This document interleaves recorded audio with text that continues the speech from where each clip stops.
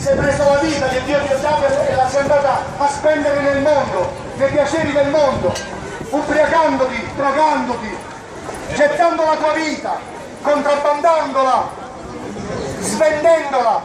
Io ti dico, prendi quel che rimane della tua vita e portala al Signore della vita affinché gli dia un'esistenza dignitosa alla tua vita, affinché gli impreziosisca la tua vita, perché noi siamo come dei vasi. Anche lei non ti paura, come no? No, prego, prego. Il vaso non sta nell'esterno, ma in quel che contiene. Accettate Cristo nella vostra vita, accettate il suo consiglio, ravvedetevi, abbandonate il vostro modo di vedere le cose, abbandonate le vostre abitudini, il vostro peccato, perché è il peccato che vi impedisce di godere della presenza di Dio. Il peccato vuol dire pensarlo al vostro modo, il peccato non vuol dire sostanzialmente rubare o uccidere, ma dire vicino a Dio, fatti le tue cose che io mi faccio le mie. Non va così, non funziona così. Un'amicizia per poter essere tale bisogna coltivarla, innaffiarla. Invece vi rivolgete a Gesù soltanto quando nella vostra coscienza sentite un vuoto. Io vi dico, fatevi amici in tempi di pace, perché tra un poco Cristo Gesù ritornerà fisicamente sulla terra e ogni ginocchio si piegherà. Ora io vi dico, vi consiglio, piegate oggi le vostre ginocchia, perché un giorno le piegherete comunque, perché non ci sarà testa, alleluia, non alleluia. ci sarà religione, Gloria a te. perché tutti quanti inchineranno le ginocchia davanti al Re dei Re, Amen. Signore Cristo. Alleluia.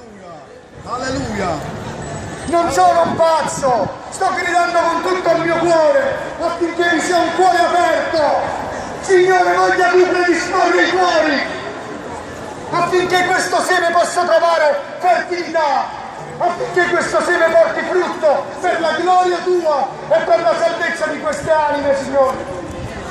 Questi non sanno, Signore, che tra un po' vi sarà un giudizio e ogni carne perirà. Tutti quelli che saranno trovati senza il sangue dell'agnello andranno in eternità, nella vergogna eterna, nella sofferenza eterna. La religione ci ha detto che c'è un purgatorio, vi hanno fatto fessi. Non esiste il purgatorio, esiste il paradiso e l'inferno, e il vostro paradiso può iniziare oggi, confessando i vostri peccati e accettando Gesù quale vostro personale salvatore, perché Gesù Cristo ha preso su di sé i peccati che voi avete commesso.